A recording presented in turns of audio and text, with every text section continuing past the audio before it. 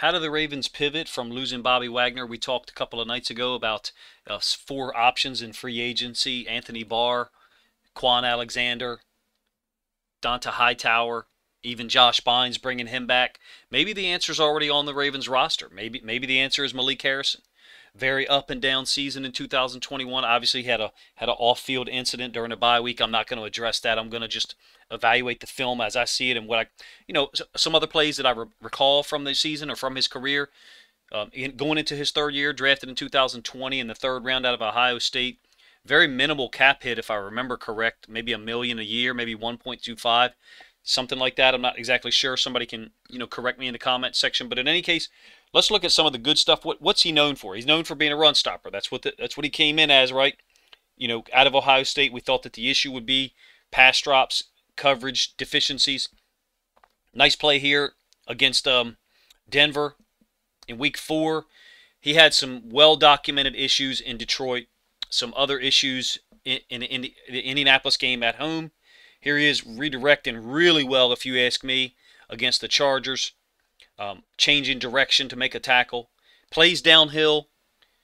Definitive downhill. He doesn't make the tackle here, but in my opinion, he kind of makes the play coming downhill here and attacking this lineman so that there's no seam for the guy to come downhill, put his foot in the ground. Now Ellis is winning also, so there's a secondary portion to this. Malik Harrison falls down eventually. Owe makes the tackle along with Ellis. But point being, Malik Harrison plays downhill. He makes plays downhill. He redirects better than people would think. Look at this, dodging a falling offensive lineman and then coming back to the other side of the field to make the play. Really, really nice play, if you ask me. I'll show this one to you again later on to illustrate how I think the Ravens had a really hair trigger with Malik Harrison. He got taken out of the game after this play, which was interesting. I don't think it was a down and distance thing. I really don't. But in any case, I've shown you two examples so far of him redirecting, changing directions, and being able to go make a play. Yeah, there's a significant gain there, but that wasn't his coverage responsibility. All right, speaking of coverage, the main issue, obviously, him giving up this long touchdown to Travis Kelce. There's a different coverage here that maybe people aren't aware of, and you can actually see him signal. I didn't catch it on the film, actually, but he was signaling a moment ago with his right arm. These two here are supposed to be doubling Travis Kelce. Now, I'm not making excuses for Malik Harrison, but he's responsible for the outer half of Kelce. I think this is Justin Houston. Maybe it's Board, I'm not sure, is responsible for the inside half of Kelce. As the quarterback goes, as Mahomes goes to scramble outside the pocket, the guy who's supposed to be guarding the inside half of him looks to step up to help contain the quarterback.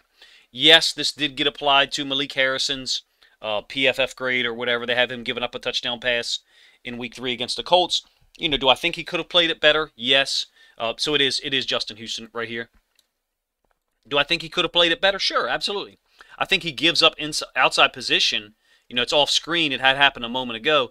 He had given up the outside position, and I believe he was responsible for the outside of Kelce. I can say that comfortably because I saw them use that coverage against Kelce 3 times in the game, where they basically doubled him with 2 linebackers, one on Kelce's outside shoulder, one on his inside shoulder. So I can say that with pretty good confidence that that's what this was supposed to be. And then as Mahomes is scrambling outside the pocket, Justin Houston's going to go ahead and try to come up and attack the quarterback, which doesn't surprise us, right? That's what he's done his whole career. And that's going to unfortunately leave Harrison, covering one side and right where Houston could have been theoretically. Not blaming Justin Houston, but I'm going to save you from watching the second half of it, for a second time, and that long touchdown run by Kelce after the catch. All right, this one is more egregious if you ask me. I would put more weight on his inability to cover this concept than I would on the previous play. This is a play action with an over concept, and Harrison literally runs right by the play. I documented this after Week 3. Harrison's here. He's attacking because he sees the running back going on this path. But what he's unaware of and just doesn't see at all is the tight end crossing his face who becomes wide open. Now, that's not his man, but on a play action over concept, look, Harrison's still looking for the football here. There has to be some kind of way that you recognize that the quarterback did not toss the football out here to the running back. There has to be some kind of way you recognize it. Harrison was unable to do so. This tight end ends up wide open. Huge gain in week 3. End zone angle. So this is the tight end who's going to run the over route. And here's Malik Harrison. Pretty well documented, if you ask me, how poorly he played this in week 3, at least on my channel. He did fix it, though. He did fix it. Covered the over concept 3 times, much better after week 3. So he did fix it. I'm optimistic that Malik Harrison will work. And also, too, other guys didn't cover the over concept well at all. Queen struggled with it early in the season. Chris Board struggled with it in the Colts game. I'll show you that in this video. Harrison struggled. The only guy who didn't struggle with it initially was, guess who? Josh Bynes. All right, so here's 1 week later, I believe. Denver, week 4. You know, right after we played Detroit and got lucky to win that game. Malik Harrison lined up here on the left side of the defense. Going to be a play-action concept. Plays this concept much better than 1 week before. You can see he's tracking the tight end underneath of him the way he should be. Not trying to get back connected to his hip, because that's not the point. The point isn't being directly next to the tight end on this concept. It's being underneath of him and making the quarterback have to throw it through you. And then you can see he redirects well when the tight end realizes, I'm not going to beat him. The tight end checks up because he realizes he's not going to beat him, and Harrison stays with him. That's a great play 1 week after playing it really poorly. So he's making some adjustments. He's making some improvements, I guess we would say. Here's Malik Harrison here, left side of the defense again. Another over concept, play action. Now Herbert kind of kicks back the other way, but you've got a tight end, which I think is Cook, running here. You got the fullback doing this little veer release type thing, or J release, I should say. So this fullback is going to come back out into the flats, and I think this is Cook running here. Cook gets picked up by a safety. Harrison recognizes it and then jumps after the fullback. It's an incomplete pass, so it's inconsequential.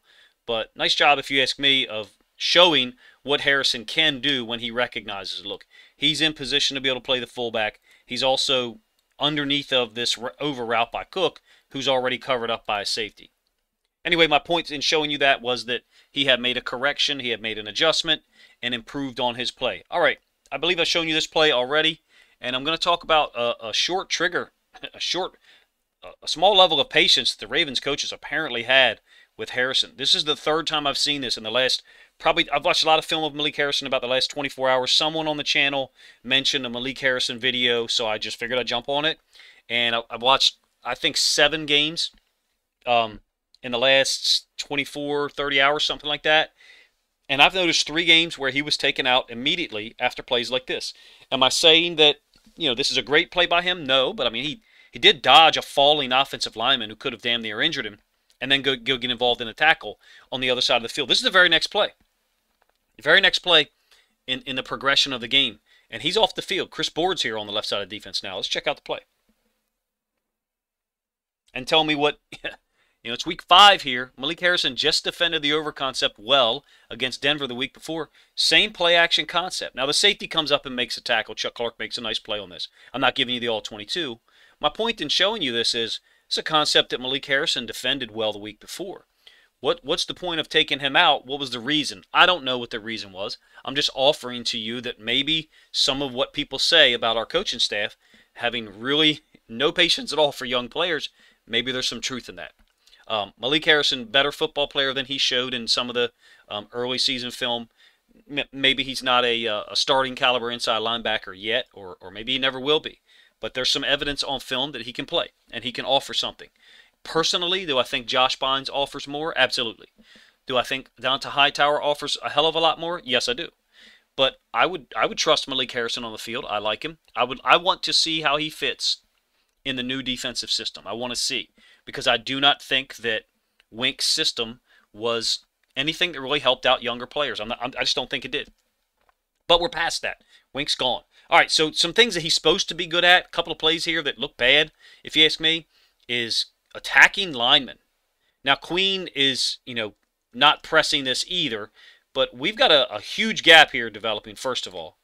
And that's Justin Houston getting expanded by this right tackle. Expanded means getting pushed further out wide.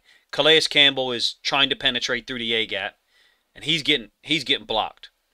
But Malik Harrison just doesn't do enough to take on that block. Some of you are going to focus on him missing the tackle. Focus on that. There's nothing wrong with that. I like to see inside linebackers, especially ones that weigh 248, 250 pounds like him, take on linemen and punch him in the face and take that lineman and push him back some. You're not going to knock him 3 yards back, but you might now this is too big of a damn hole for one linebacker to account for. This is an anomaly, okay? This is an anomaly. So, but let's say there's a 4-foot gap, all right? Let's say a 4-foot gap. Your job might be to take on this block and turn that 4-foot gap into a 2.5-foot gap by pressing the guard or the center's ass back into that running lane and making sure that there's not a huge ass gap. Now, there was a huge ass gap there anyway. Next play, very similar thing. Here's Harrison on the right-hand side. Similar idea here. Not as much of a press as we would like, if you ask me. Running around the block. Yeah, you do have a huge gap developing again. I mean, let's be honest. That's a huge running lane developing there. Ellis is reading this as zone away. Ellis is right here. Ellis is reading this as zone away, so he's trying to get horizontal. Matabike and Owe are trying to set these guys back inside. Harrison runs right by it. Obviously, those two plays look pretty bad. Am I saying that encapsulates Malik Harrison's ability? Hell no. Malik Harrison can play. All right, some of the other things they did with him this past year that are interesting. First of all, they did not play him at edge rusher. In their nickel look, occasionally they would line him up out wide and they would rush him, but he was not the edge player on this play. The edge player is right here, which I believe is Justin Houston. They've just lined him up out wide to bring him on a blitz. He hesitates just a little bit here, gets picked up by the running back, and then this ends up being a long touchdown pass against Anthony Averett, I believe, up the left sideline. I believe this was the second play of the third quarter. We did have more returns on that rush by Malik Harrison, that outside rush, than just that play. That kind of makes it look like I think we didn't get anything out of it. This one, watch him play through this contact, man. This is great. I talked about this play after week 4. I loved it. Thought it showed how well he plays through contact, how physical he is, how strong he is. I'm gonna just rewind a couple of times, and then I want you to see how far away. I think this is Tim Patrick, but I could be wrong. It's not Tim Patrick. I'm not sure who that is. How far away he was in his full run to get into Malik Harrison. Malik Harrison just runs through it. Some people can take punches. Some people can play through contact in basketball. Some people can play through contact in football. Watch how far away, if I can get back to the beginning, sorry. Here's Malik Harrison. He's going to run on this path. Look how far this guy's run is to get to Malik Harrison to make contact with him. And Harrison just stonewalls him. I mean, he does get hit. There's where the impact occurred. I think he was lined up right near this hash. So whatever the hashes are in the NFL, add a half a yard, add maybe a yard. I think that illustrates that he's physical enough. He plays through contact. I'm rooting for the guy. Whether they sign Josh Bynes, Donta Hightower, Quan Alexander, or not, I'm rooting for Malik Harrison to get opportunities and get a chance to play. I believe in the Chargers game he started with Josh Bynes. I might be wrong. I know that early in the game he was on the field more than Queen was. Here he is down here at the bottom, lined up in this wide alignment again, and he's going to cover the tight end man. You know, it's not thrown at him. He's not targeted. Just showing you some of the ways that he was used, some of the things that he can do to contribute to the team defense philosophy. He's at the inside linebacker position on the right. Again, this is early in the game, so he's in here with Bynes. Presses the lineman back much better than those two Colts plays that I showed you. If you guys can let me know what you think. Now, we got an issue here, obviously. We got a huge gap. Brandon Williams is getting reached.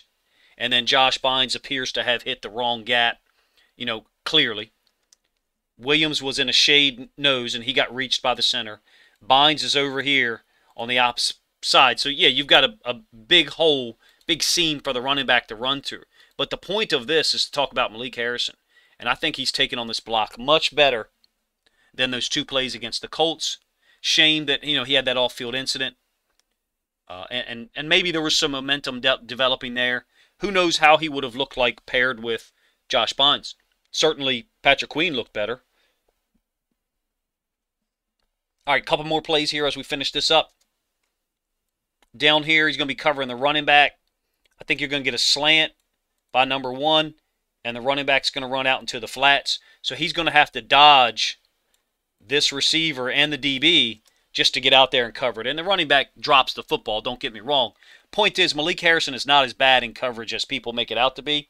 He's not great in coverage, but he's not terrible.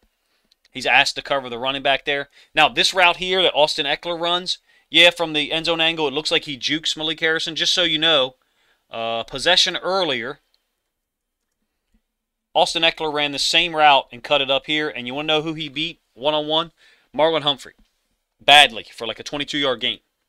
Humphrey was up near the line of scrimmage, asked to guard Eckler. Eckler made one cut and took it back to the middle of the field like a zig route. I think Harrison can play. Is he a starter for this team? Is he a starter for a Super Bowl team? I'm not sure. But he can play. He can contribute. Here he is right here. I believe he's going to guard this tight end. I do like how physical he is with tight ends. I like how he uses his hands to impede people's routes. I guess you could call it a hold at some point. Go right ahead.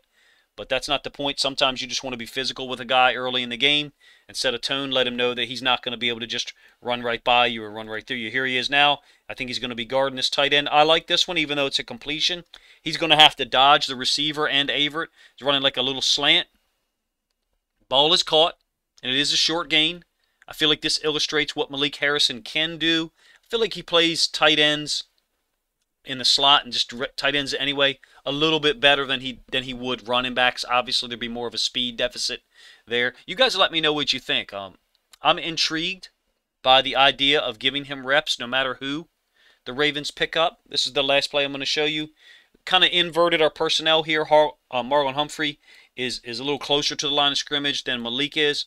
I think Marlon is going to try to guard this guy here, the guy in motion, and Malik gets beat pretty badly on just a little fade corner route by, I think it's Jared Cook. Let me know what you think, what you'd like to see. Some of you guys have already made your feelings known in the other video. Appreciate you guys commenting on it. It definitely hit the algorithm and got a lot of views. That was wonderful.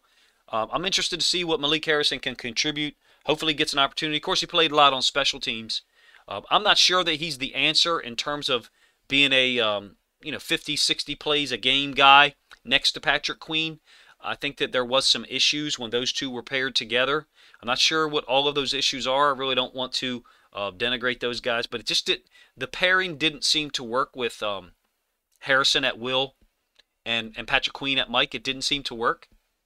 Things flowed much better and worked much better once Josh Bynes was on the field. I would offer to you that same dynamic could happen again this year. It could. But maybe the Ravens feel like they've already got the answer. Maybe they have some faith in Malik Harrison. I didn't address the off-field incident because it's not my business, to be honest with you. I just was trying to look at the film. You guys can speculate on that stuff if you wish. Malik Harrison's a young guy, 3rd year in the NFL. If it's going to click for him, it needs to click now, right? This season, this summer, training camp, off-season stuff. It needs to click now. He needs to show that he wants to be the guy. And he can be the guy. You guys let me know what you think in the comments section of this video and what you think of Malik Harrison's, projection this year in his 3rd year in the NFL and long term, for the Ravens.